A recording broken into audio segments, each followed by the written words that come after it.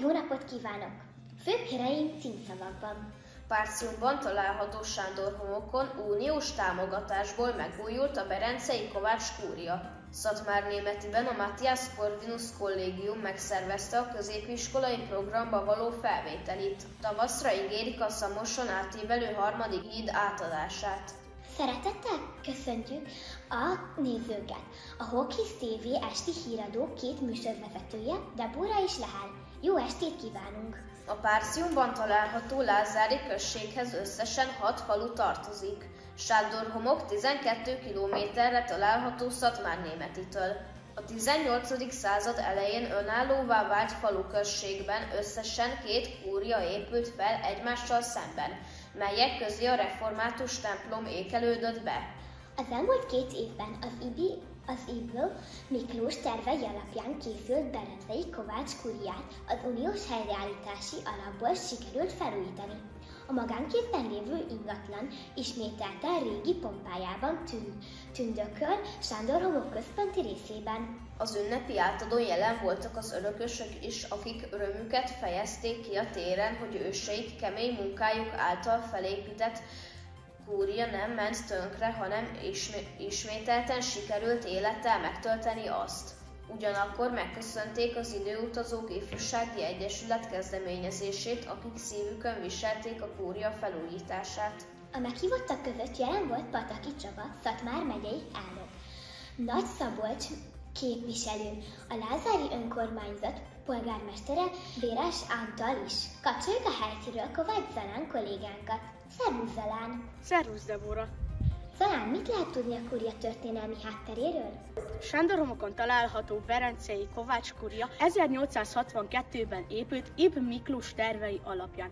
Az udvarba belépve, a kúria előtti parkon áthaladva szinte megelevenedik előttünk a múlt, ahogy a épület körvonalak kirajzolódik a fák mögül. A kúriához köthető egy bizonyos személy, Berencei Kovács Lajos, aki 1812-ben Sándorhomokon született, közgazdás, publicista, lapszerkesztő, országgyűlési képviselő, Széchenyi közlekedési államtitkára és jó barátja volt. Kovács Lajos elkötelezett híve volt Széchenyinek, mint közlekedési minisztériumi vezető, készíti el Pest-Debrecen szatmárnémeti vasútvonal építésének tervét. A kúrián elhelyezett tábla is neki állít emléket.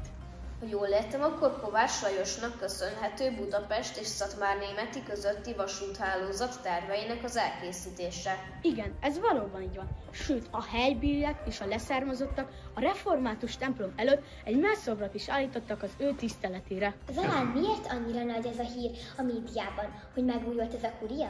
Valóban nagyon fontos ez a kérdés, Debora. A kastély a helyreállítási alapból újult meg, és az a különlegessége, hogy fenntarthatóság szempontjából teljesen beleillik a megújuló energia programjába. Az épület fűtését egyedülálló módon oldották meg, ugyanis erre a környékre az jellemző, hogy a földben 100 méter mélységben már termálvizet lehet találni. Ezzel a vízzel fűtik a téli időszakban az épületet.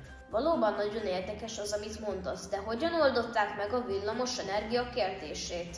Mivel a pályázat része volt ez is, napelemek és szélturbinák segítségével állítják elő a szükséges energiát.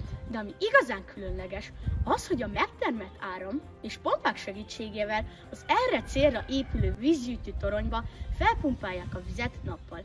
És éjjel, amikor nincs termelés vagy szél, akkor szabad eséssel a víz áramot termel.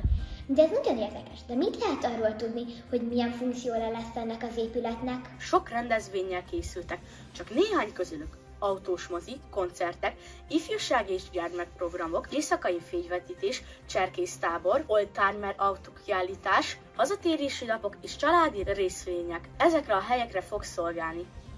Érdemes kilátogatni Sándorhomokra. A szó ismét stúdiójé. Köszönjük Kovács Zalán kollégánknak a tudósítást. További fontos híreink röviden.